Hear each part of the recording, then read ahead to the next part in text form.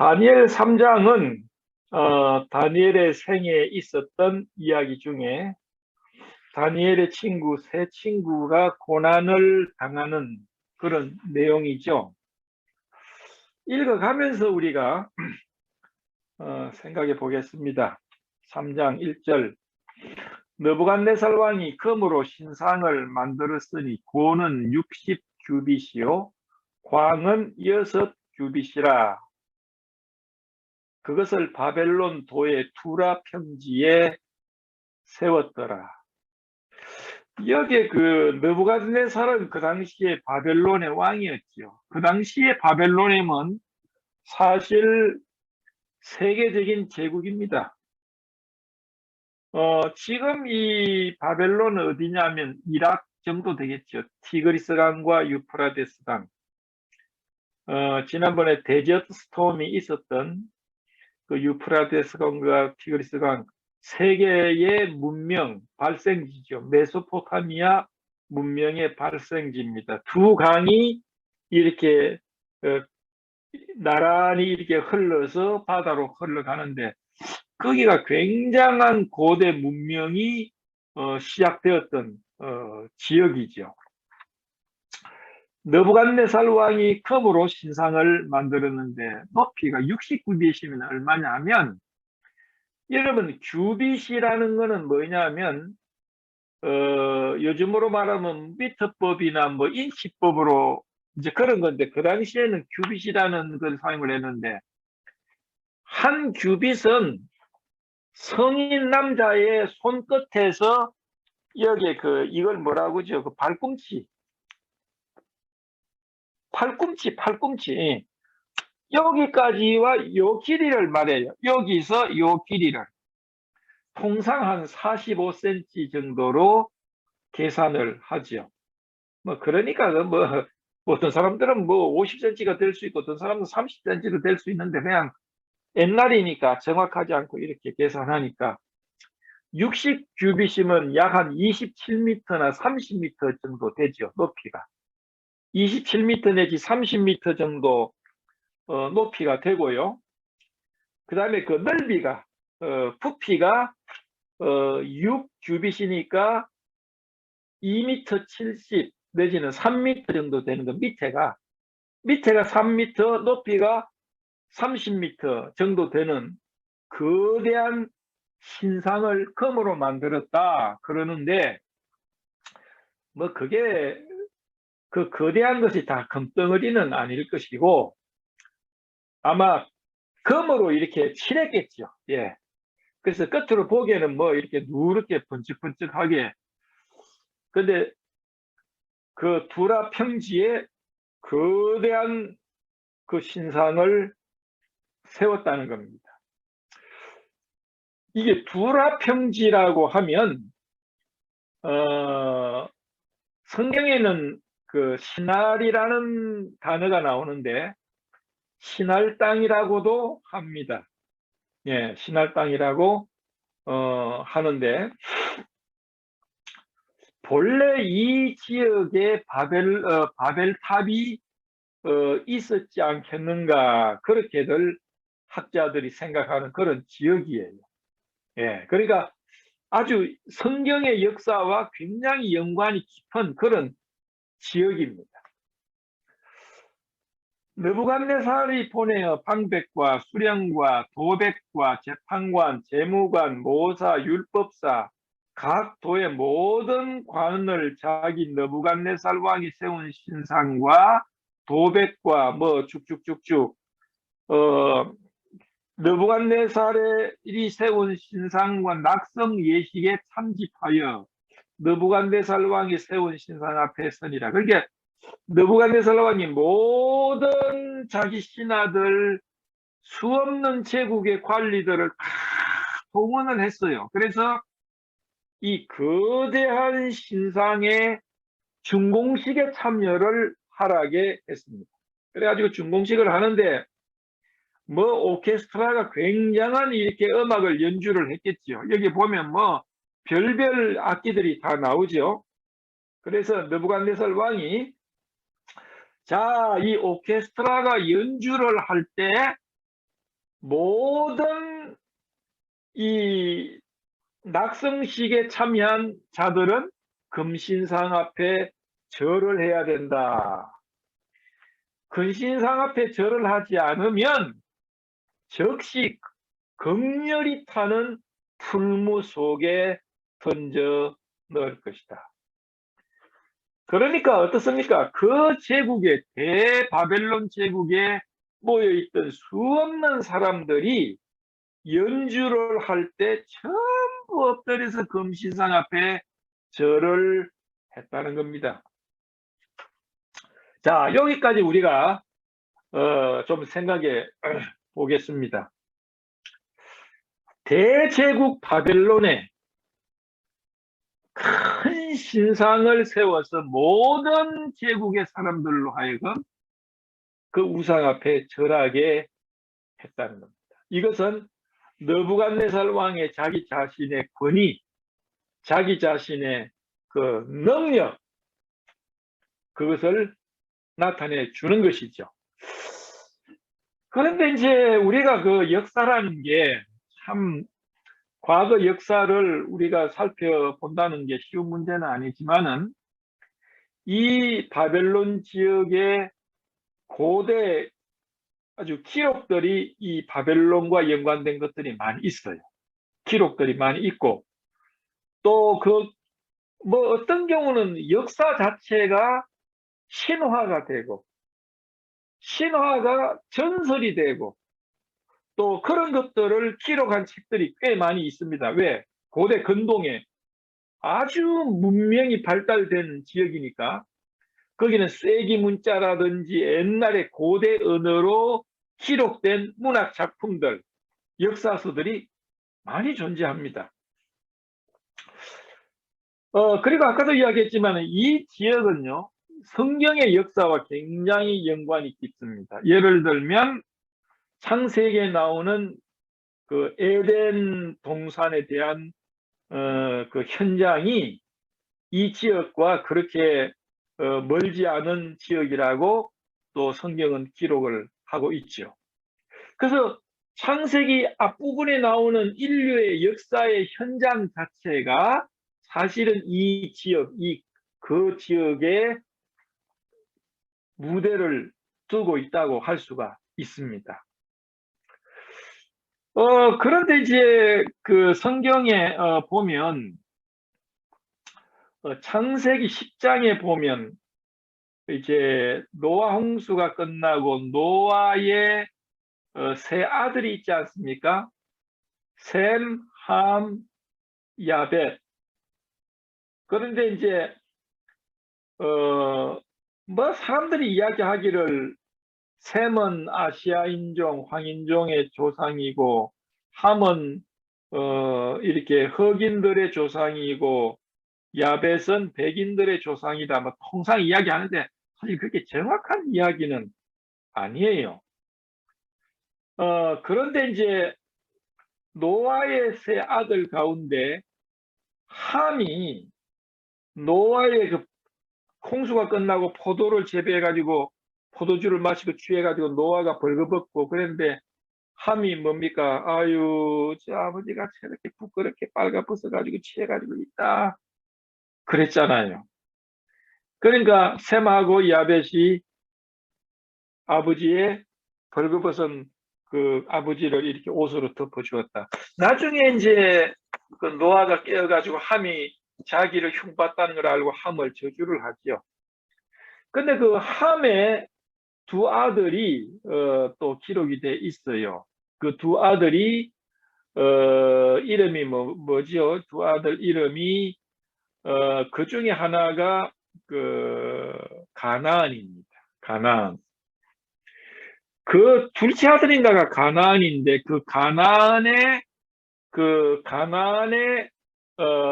아들이 니므롯이라고 돼 있어요. 니므롯. 그러니까 노아의 아들 함의 둘째 아들인가가 가나안이고 가나안의 아들 중에 니므롯이라는 인물이 있어요. 그래서 이 성경의 그 창세기 10장에 보면 니므롯이라고 되어 있는데, 니므롯은 영걸이라, 영웅이라 그랬어요. 굉장한 그 특이한 사냥꾼이고 능력이 있고 힘이 세고. 그런데 이 니므롯에 대한 신화와 그 전설이 참 많습니다. 성경에 기록이 되어 있는 니므롯에 대해서, 이 니므롯 같은 경우에는 예를 들면 니므롯이 바벨탑을 쌓은 주인공이다, 그렇게 또 되어 있는 데가 있어요. 그래서 그 성경의 구약의 외경이 있는데, 정경이 있고, 정경은 우리가 사용하는 그 책이고, 외경이 있는데, 외경의 그 북 오브 주빌리라는 책에 보면 이 그 니므롯이 바벨탑을 43년 동안 지었다, 그런 기사가 나와요. 굉장한 거죠. 43년 동안 지었다는 거대한 탑을 지었다는 것 아닙니까? 그래서 이제 유대인의 또 그 성경 다음으로 유대인들이 많이 참고하는 책이 탈무드라고 있죠. 탈무드. 유대인들의 그 성경 해석도 하고 율법도 해석도 하고 탈무드에 보면 이 니므롯이 바벨탑을 지었다, 이제 이렇게 되어 있어요.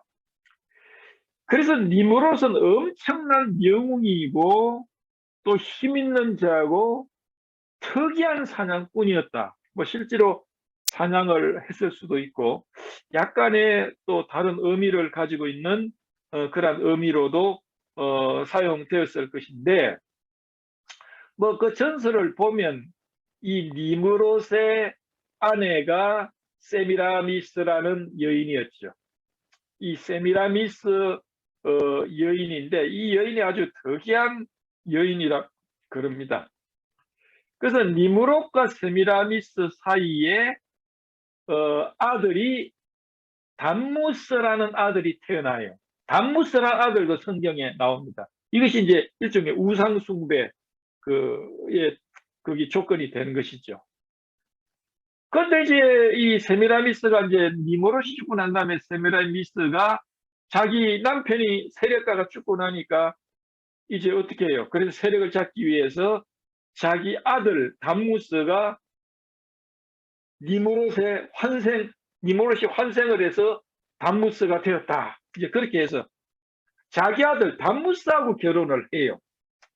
그래가지고 담무스는 태양신이고 세미라미스는 달의 신이다, 이런 식으로 해가지고 사실은 큰 우상숭배가 사실은 이렇게 조직이 되는 그런 어떤 그 역사들이 신화와 또 전설 또 기타 고대 서적에는 그런 이야기들이 나옵니다.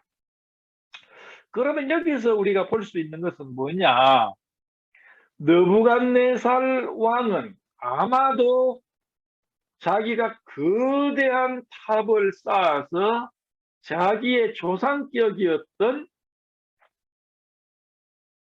바로 그 유명한 영웅, 영걸, 그것을 자기의 후손이고 자기가 그의 아마 주인공이다, 아마 그런 어떤 마음이 있었지 않겠는가, 이런 생각이 듭니다. 그러니까 이런 니므롯에 대한 사상이 내가 현대판 니므롯이다 라는 그런 어떤 강한 자부심과 거대한 바벨론 제국의 왕으로서의 권위를 세우려고 아마 느부갓네살 왕이 그랬을 겁니다. 지금은 이제 꽤 오래됐는데 여러분 그 이락 전쟁이 있죠.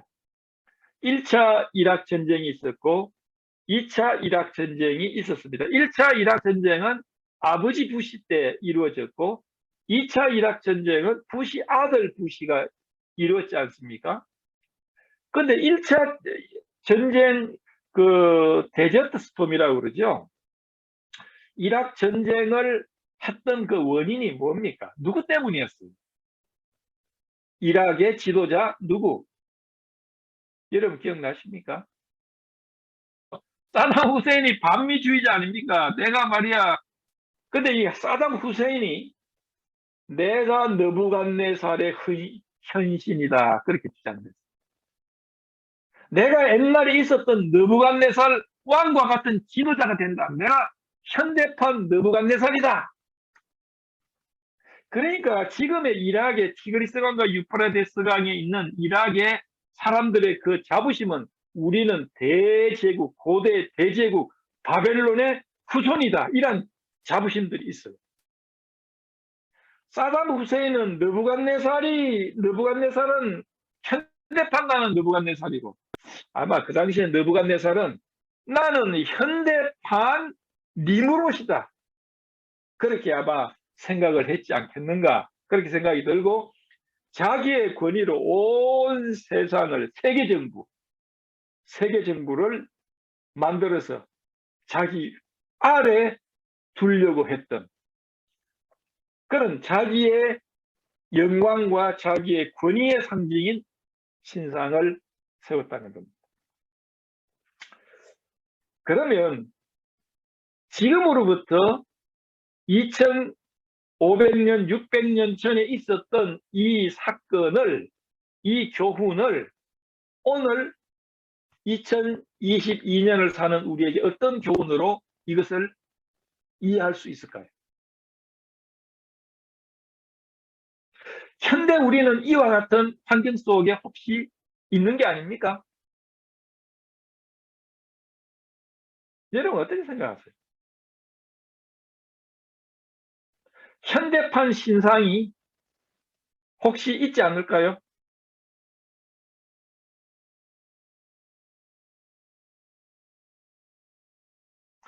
이러한 어떤 니무롯이라든지 혹은 느부갓네살이라든지 이런 바벨론의 고대의 지도자들 그리고 그들의 사회, 그들의 문명과 문화 속에는요 반하나님적인 사상과 철학이 가미되어 있습니다.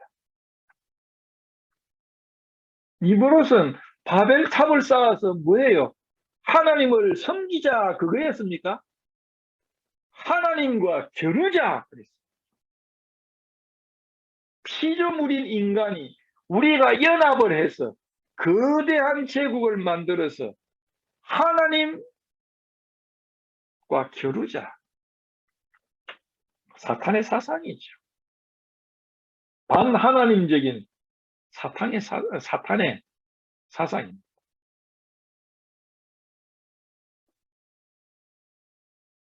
느부갓네살 마찬가지 아닙니까? 거대한 신상을 세워서 이 신상이 하나님이다. 이 신상에게 모든 족속들을 숭배하라. 우상이죠. 굉장한 유사성을 가지고 있지 않습니까? 현대 인류를 지배해서 반하나님적이고 하나님과 교류어 이기자, 하늘까지 도달해보자 라고 하는 그런 사상, 그런 시도가 없을까요?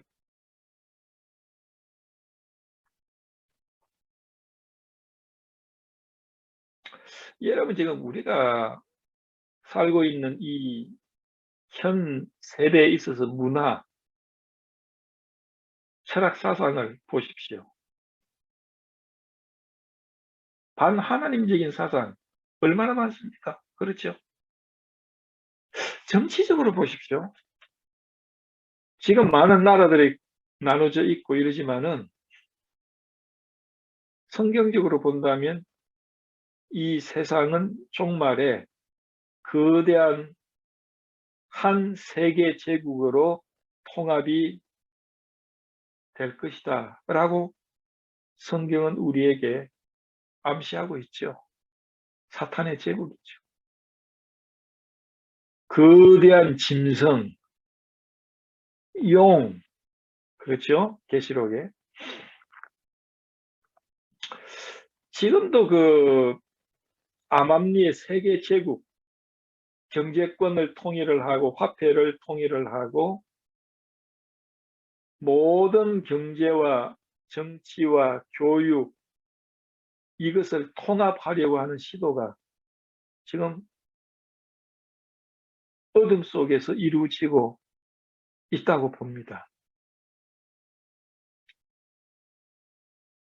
사람들은요, 하나님을 대적하기 위해서 뭉치려고 합니다.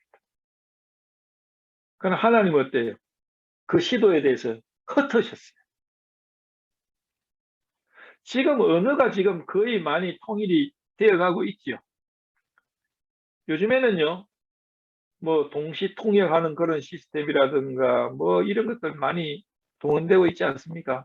편리하기는 한데 실질적으로 보면 지금 이거 보십시오. 이게 지금 방금 한국에서 지금 전화가 울리도 말았는데 세계가 이거 하나로 다 통일이 되고 있잖아요. 그렇죠? 예. 제가요, 한 30년 전만 하더라도 그런 상상을 했어요. 야, 여기서 아프리카나 여기서 한국에 그냥 바로 전화를 하고 서로 통화할 수 있으면 얼마나 편리할까? 그게 30년 전인가요? 40년 전인가? 그런 생각을 했는데 벌써 실현이 됐어요. 이거 하나면 동시에 그냥 세상을 통합합니다. 지금 이렇게 전부 다. 세상이 통합되어지고 있어요. 경제적으로 통합이 되죠. 유럽 같은 경우에는 화폐가 하나입니다. 유럽 같은 경우에는 정치도 하나예요. 외교도 하나입니다. 또 아시아 같은 경우에는 중국을 견제하기 위해서 아시아도 하나가 되자 이제 이렇게 되고 있고 이제 블락이 되는 거죠. 아시아, 유럽, 어디. 그리고 몇 개로 불합이면 이것이 또 하나로 돼버리면 그냥 세계 제국이 되는 겁니다. 경제적으로 우리는 독립할 수 없어요. 경제적으로 독립할 수 없습니다. 세계가 다 경제적으로 이렇게 돼 있어요. 그러니까 지금 어떻습니까? 지금 그 러시아가 우크라이나를 지금 침공했잖아요. 그 지금 어떻게 됐습니까? 난리가 났습니다. 밀가루 값이 올라가지고 난리가 났어요. 한국 같은 데. 짜장면 값이 꽤 올랐다네요. 왜? 밀가루 때문에. 왜? 러시아나 우크라이나는 곡창지대인데, 밀 곡창지대인데, 이게 지금 전쟁통에 뭐, 밀도 이렇게 파종도 못하고, 이거 못하면 이제 이게 밀가루가 올라가는. 기름값 올라가죠.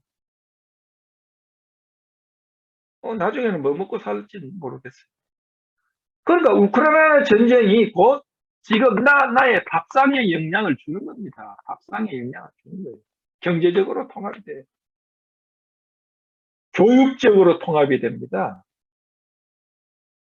인본주의, 휴머니즘, 인본주의로 통합이 됩니다, 지금.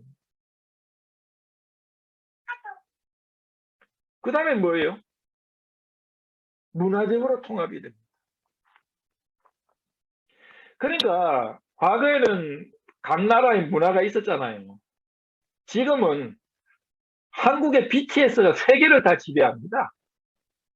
한국의 BTS가 아니에요. 그 세계 BTS입니다. 난리가 납니다. 머리가 새카맣고 노랗고 빨갛고 뭐 이런 사람들이 BTS 그냥 이렇게 동시에 그냥 다 지배해요. 영화, 요즘에 좀 한국 영화가 뭐 유명하다고 지금 그러지 않습니까?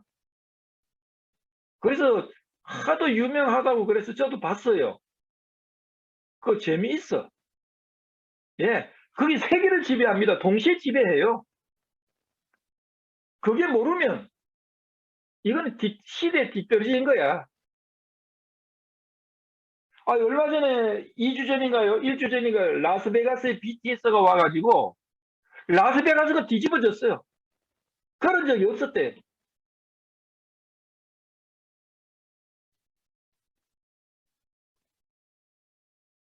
근데 그걸 세계 사람들이 지금 동시에 다 보고 있고 느끼고 있는 거예요.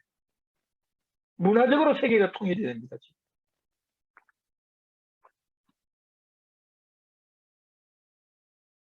지금 우리가 독립적으로 살 수 없는 시대에 살고 있어요. 이게 거대한 세계 제국입니다. 통일이 되어가는 거대한 세계 제국으로 통일이 되어가고 있어요. 그래서 계시록이 그렇지 않습니까? 입맞지 않은 자는 매매도 못하고 생존이 힘든 거예요. 그래서 어떤 사람들은 야, 입맞지 않기 위해서 집에 지하 창고에다가 쌀도 갖다 놓고 기름도 갖다 놓고, 제가 볼 때는요, 그거 그렇게 효과가 없을 것 같아요. 그거 다 먹으면 어떻게 할 거예요? 밖으로 나와야지.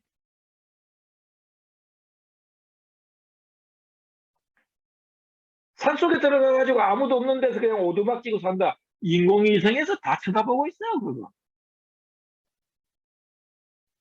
느부갓네살 왕이요, 바벨론 제국의 모든 사람들을 지배해서, 하나로 지배해서 우상 숭배에 동원을 하고 있습니다. 거기에서 벗어나는 자는 풀 속에 던지겠다는 거예요. 엄청난 박해입니다.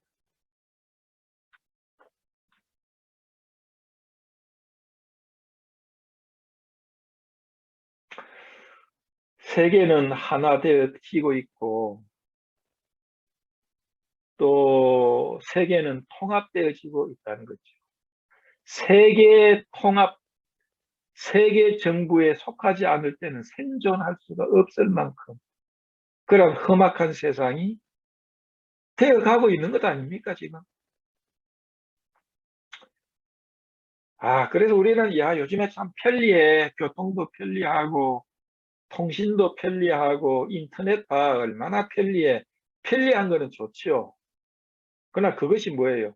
모든 인류를 하나로 올가매고 있는 겁니다.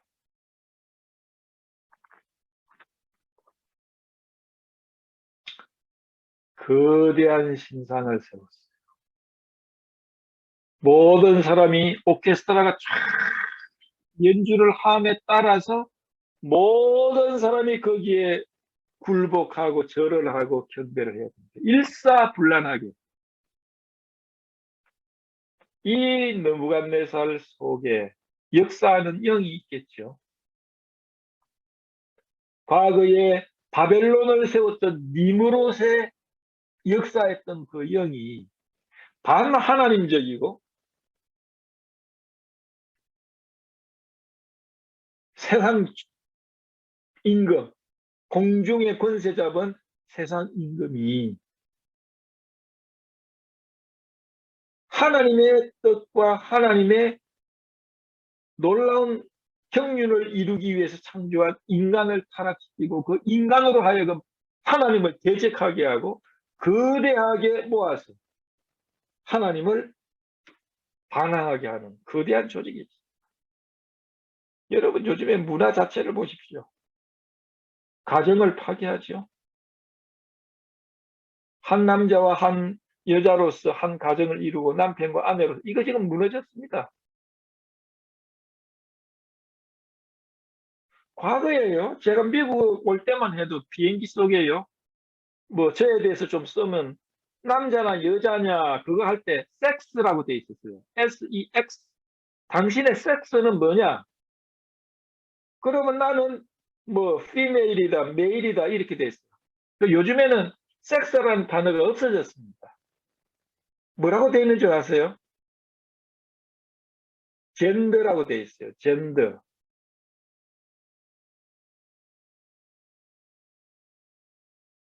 섹스라고 했을 때는 사람의 그 신체에 따라서 구분을 하는 거예요. 생식기에 따라서 구분을 하는 게 그거예요. 과거에는 그렇게 했어. 지금은 젠더다 이 말은 뭐 하냐면 생식기가 문제가 아니고 내가 너는 뭘 원하느냐, 당신이 추구하는 것, 당신은 지금 남성을 원하느냐 여성을 원하느냐, 여성이 남성이 될 수 있고 남성이 여성이 될 수 있고, 요즘에는 또 별거다, 나는 제3의 성이다 이런 것도 생겼어요. 자기 선택에 따라 달려졌어.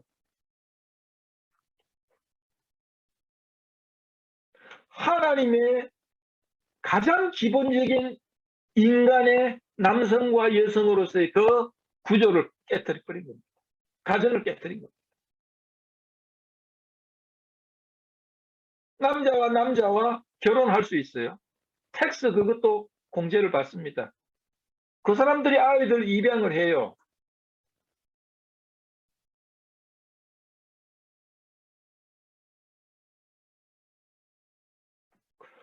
아니 올림픽에 뭐 나가고 국제 경기를 나가는데 엄청 여자 달리기를 잘하고 뭐 높이뛰기도 잘하고 보니까 남자였던 사람이 젠더를 여자로 택한 거야. 그러니까 뭐 신체는 남자인데 자기는 여성인 거야 법적으로.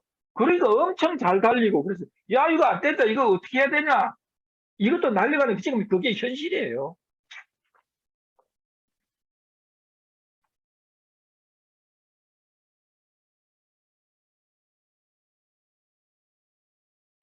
교육, 문화, 사회, 사상도 하나로 지금 통합이 되고 있죠. 지난번에 이제 포스트 모더니즘, 요즘 시대를 포스트 모더니즘 시대라고 그랬죠. 포스트 모더니즘 사상의 한마디로 이야기하면요. 절대 기준, 절대 진리는 없다. 그겁니다. 진리는 각자 자기 기준에 따라서 다를 수 있다. 이게 포스트 모더니즘의 가장 쉽게 표현한 것이에요. 그러니까 기독교도 좋은 종교고 이슬람도 좋은 종교고 불교도 좋은 종교야. 진리는 10개야. 당신은 불교를 믿습니까? 아, 좋습니다. 불교 좋은 진리죠. 기독교인, 아유, 여호와 하나님 믿으십니까? 좋은 종교입니다. 그러나 여호와 하나님만이 진짜 하나님이라고 말하지는 마세요.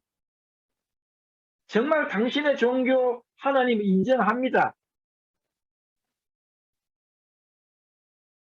그러나 내 종교의 내 하나님 그것도 인정을 해줘야지요. 아주 마음이 넓은 것 같고 크리스마스 때 손님들이 와서 아 기뻐다 구주 오셨네 축하합니다. 초파일 날 신부님들이 가서 부처님 오신 날 축하합니다. 백성들이 볼 때는 저게 종교인들이야. 저렇게 마음이 넓고 포용력이 있어야지. 그 기독교 믿는 사람들은 자기들만 옳다고. 이게 뭐예요? 포스트 모더니즘에 이미 물들어져 있는 겁니다. 절대 진리는 없어요. 이 포스트 모더니즘 시대는 지금 이 포스트 모더니즘 시대지만은요. 이미 며칠 년 전에 포스트 모더니즘이 있었어요. 지난번에 제가 이야기했지 않습니까? 이미 이스라엘 백성들도 포스트 모더니즘에 물들었던 시대가 있었어요. 사사기입니다. 그때 이스라엘의 왕이 없으므로 사람들이 자기 보기에 옳은 대로 행하였더라. 자기 주관대로 행하는 거예요. 나는 이것이 좋다. 나는 저것이 좋다. 나는 탕수육이 좋다. 나는 뭐 곰탕이 좋다. 다 좋은 거예요. 자기 나름대로 해. 그래 절대 진리가 부인된다는 거는 뭐예요? 진리가 여러 개라는 거는 그거는 진리일 수 없죠. 진리는요. 진리라는 그 특성상 독선적일 수밖에 없어요. 왜? 진리는 절대적으로 옳은 것을 말하니까. 진리가 뭐냐? 진리는 언제든지 옳은 걸 말합니다. 두 번째, 진리는 어디서든지 옳은 것을 말합니다. 언제 어디서든지 옳은 것을 진리라고 말해요. 그런데 요즘에 포스트 모더니즘 시대 진리는요. 진리는 각기 지역마다 다르다. 진리는 시대마다 다르다. 이걸 절대 진리를 타개하고 있습니다. 진리를 상대화시켰습니다. 그러면 진리입니까? 예수님은 I am the way. 나는 그 길이다. 라고 했는데 I am a way. 나는 한 길이야. 그 진리가 아닙니다. 그래서 우리가 독선적으로 우리 예수 그리스도와 하나님을 믿는 이 믿음이 나는 독선적으로 되기 위해서 우리만 옳다 하는 게 아니잖아. 진리이기 때문에 그렇거든.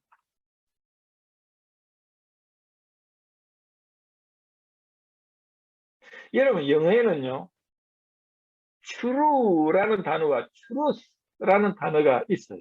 물론 같은 그 뿌리가 같은데 그 의미가 좀 다르죠. true, T-R-U인가요? true.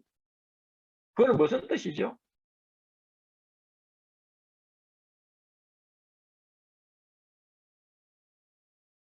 뭐 옳다 그런 거 아닙니까? truth, T-R-U-T-H. 그건 진리라는 말과 같은 거죠. truth는 단 하나밖에 없는 거예요. true는 각자 다를 수 있어요. 나는 노란색 옷을 입는 거, 그거 true일 수 있고, 저 사람 파란색으로 입는 거, 그 사람이 true일 수 있어요. 그러나 truth는 뭐예요? 절대 진리인 거죠.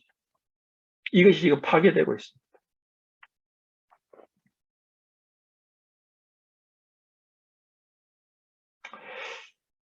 그래서 범기독교 세력, 범기독교 그룹에서 이미 포스트 모더니즘으로 많이 넘어갔습니다. 많이 넘어갔어요. 어떤 기독교 지도자들은 불교도 하나의 진리고 같은 나중에는 같은 진리라고 이야기를 하죠. 그렇게 통합이 되어 갑니다. 종교, 정치, 교육, 사상, 예술 모든 것들이 통합이 되죠. 느부갓네살 왕이 모든 관직과 백성들, 내 제국에 있는 모든 사람들은 단 하나 이 금신상 앞에 굴복해야 하고 절해야 한다. 절하지 않으면 극렬히 타는 풀무 가운데 던지겠다. 그거 아닙니까? 2000 몇백 년 전에 있었던 이 이야기가 오늘 우리에게 이 성경에 기록해 주시고 우리로 하여금 읽고 오늘의 지혜를 얻게 하신 뜻이 무엇이겠어요? 이 느부갓네살 왕이 있었던 그 사이 지금도 우리에게 있을 수 있다는 겁니다. 우리는 거대한 금신상이 지어지고 거의 완성을 하고 있는 그런 현장에 살고 있는 것이 아닌가 그런 생각을 해봅니다. 이 시대에 우리가 박자를 맞추지 않으면 낙오가 되고 생존할 수 없는 오케스트라가 쫙 울려질 때 이렇게 주목해야 돼. 그리고 음이 쫙 바뀌면 또 엎드려야 돼. 그리고 또 음이 쫙 바뀌면 또 일어나야 돼. 이 거대한 세계를 울리는 오케스트라의 음률에 우리는 박자를 맞춰서 살아가야 할 그런 세대에 우리가 살고 있는 것이 아닌가.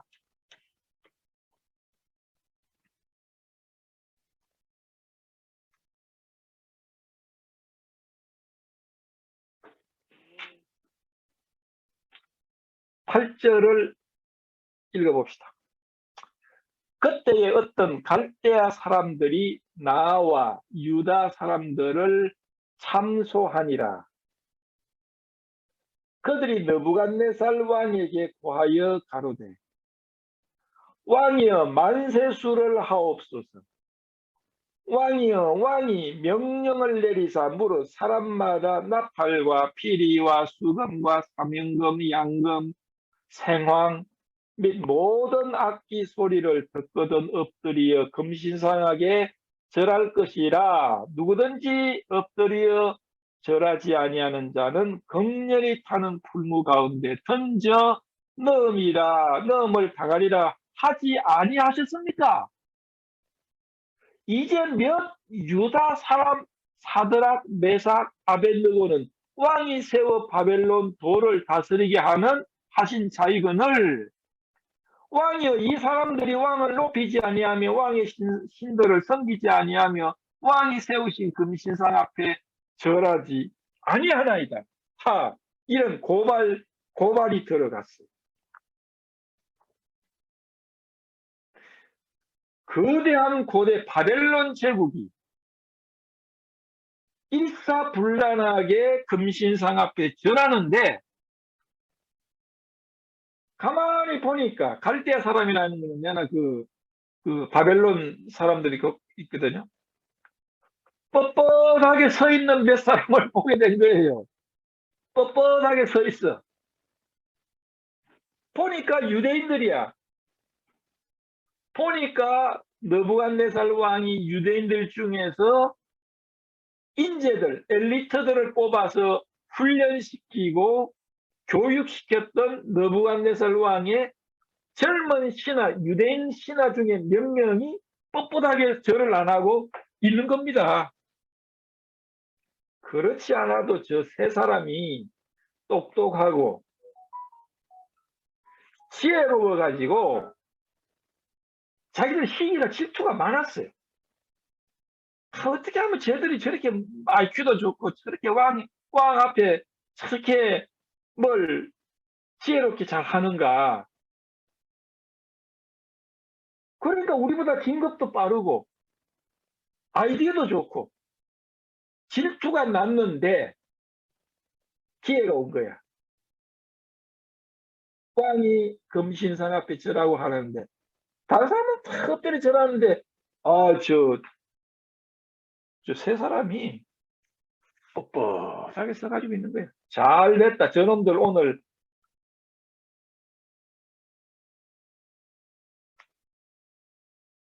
목을 칠 때가 왔다. 덕달같이 왕약해가지고 느부갓네살 왕이요.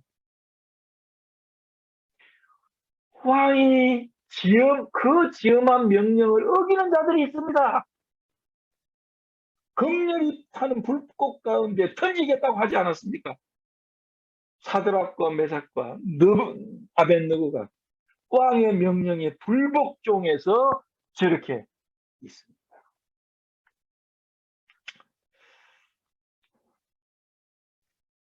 자, 그럼 지금 우리가 살고 있는 현대로 돌아오 봅시다. 이 세상 제국, 사탄의 제국, 통일된 세계 제국에 속하지 않는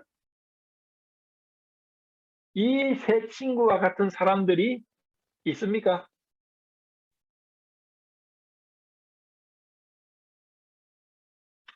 누굽니까?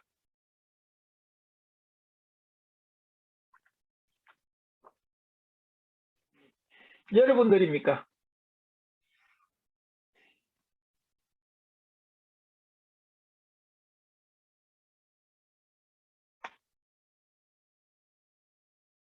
요한복음 17장에서 주님은 그렇게 말씀을 하셨어요. 내가 이 세상에 속하지 않은 것 같이 저희도 세상에 속하지 아니하였습니다.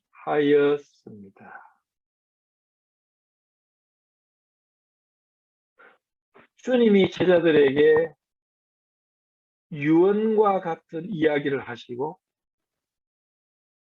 주님은 제자들에게서 시선을 거두시고 아버지 하나님을 향해서 기도하시는 것. 이것이 요한복음 17장이에요. 그리고 주님은 요한복음 17장에서 그 제자들을 위해서 기도하고 있어요. 중보 기도를 하고 있습니다. 아버지여, 내가 세상에 속하지 않았지 않습니까?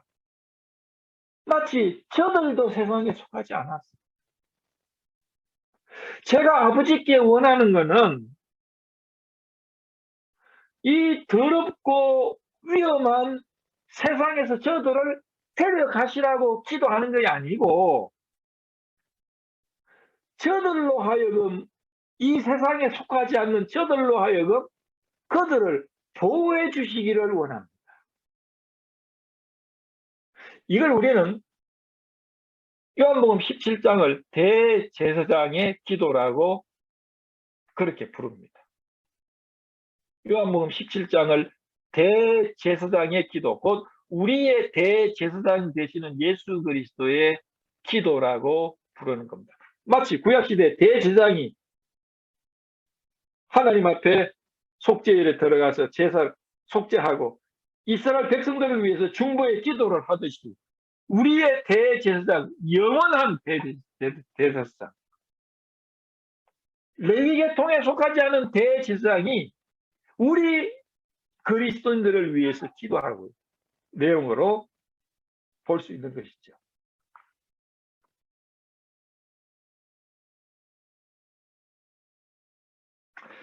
여기에 표현을 보면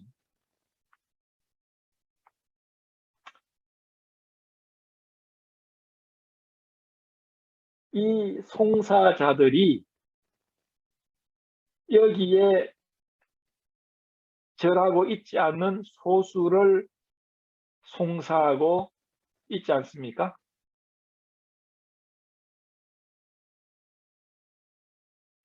그 표현은 이제 몇 유다 사람 이렇게 이야기했어요.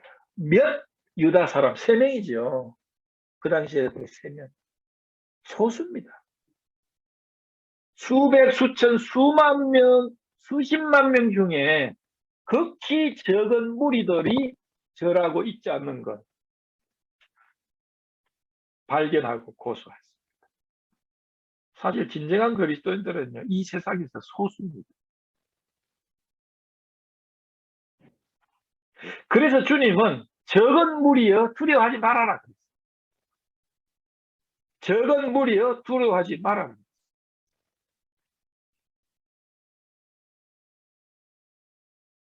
멸망으로 인도하는 길은 넓고 많은 사람이 가지요. 생명으로 인도하는 자에게는 협착하고 적은 무리가 간다 그랬어요. 소수입니다.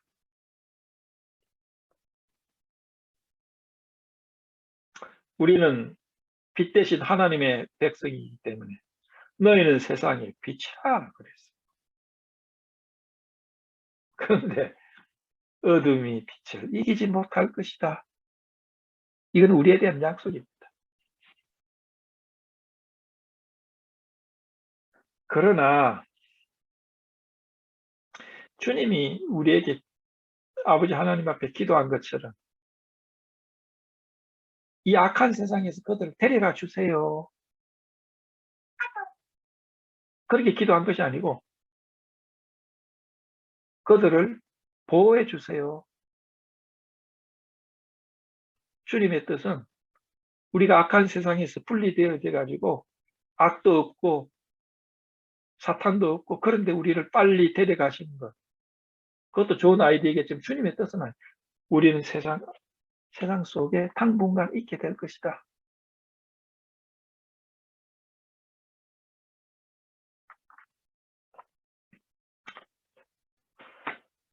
예수 그리스도의 변화산에서 되어졌던 사건을 생각해 보십시다. 갑자기 예수님이 빛나는 얼굴, 빛나는 모습으로 변화되고 모세와 엘리야가 함께 있었어요. 베드로와 요한과 야고보가 너무 황홀했어. 주님, 우리가 여기에 초막 3개를 지읍시다. 그리고 내려가지 맙시다. 세상이 너무 골치 아파서 내려가지 맙시다. 지긋지긋합니다. 그러나 어떻게 됐어요? 그것은 주님이 원하는 거 아니었어요. 주님과 제자들은 내려와야 했어요. 고난을 위해서. 그것이 당분간 하나님의 뜻을 이루는 것이었기 때문에. 현재 우리가 이 세상에 있는 것은요. 이 세상에서 우리가 고난을 많이 당하지요. 인간적인 고난도 당하고 또 몸이 아파가지고 고난도 당하고 먹고 살기 위해서 눈물도 흘려야 되고 우리가 하나님이 보실 때 참 우리를 사랑하시는 하나님 보실 때 하나님 마음이 우리에게 있어서 깨자는 마음 있지 않겠어요? 여러분도 여러분의 자녀들에 대해서 그런데. 그런데 우리를 데려가시는 것, 그러면 편하겠죠. 그러나 우리 당분간 우리 이 땅에서 있는 것이 주님의 뜻일진데, 예.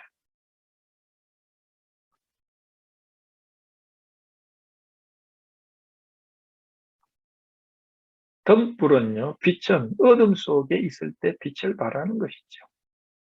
썩어져 가는데 필요한 것이 소금이듯이. 이 세 친구는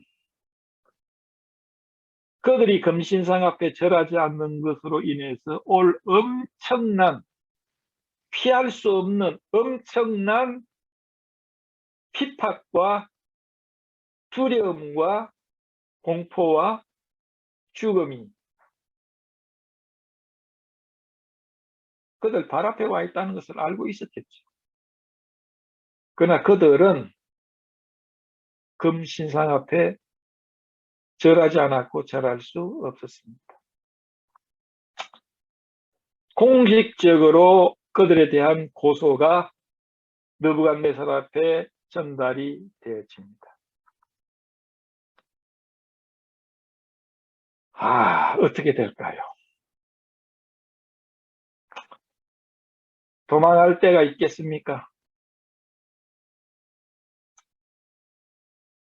날개가 있어서 이것을 피해서 멀리 도망갈 수가 있겠습니까?